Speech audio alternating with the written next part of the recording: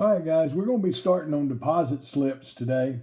And a deposit slip is when you're putting money into the bank for your account so you can have something to write checks on or to draw money out of. And so to go ahead and identify what we've got, letter A right here is going to be your name and address. And just as the check, you can do it however you would like to do it or whichever way you think would best suit you. B comes in as the date line, and that's exactly what it is. It's today's date or the date in which you're writing out your deposit slip. Now, line C is kind of tricky. Notice it says sign here if cash received from the deposit.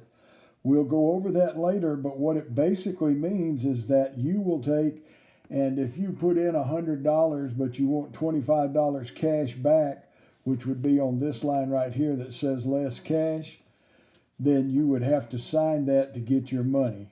All right, letter D right here is going to identify the check, or it's going to identify your bank and your account number to where it'll be, this is the routing number and the account number, and it'll go into your bank, and then it'll have your account number on it and the number for the check and everything, or the number of the deposit and everything. So this will work on that line there.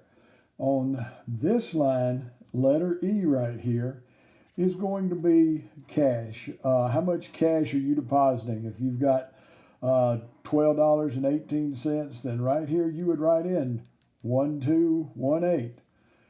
Checks. All right, for the checks now, you put in the number, the amount of the check. And in some checks, they have places right here to where you can put in the number for the check. It's always a good idea to put the number of the check in. Then you add all these together and you come down to where letter G is at, and it's called the subtotal. In your subtotal now, folks, that's adding all of this together and coming up with what you've got. Then here's letter H, where we repeated from over here at line C, where we come in and talked about signing. Whatever number you put in there, you've got to sign this, and the bank will give you that in cash. Then the total is line I, and on the total you will take, and that's everything that's added together. So let's go over this real quick again.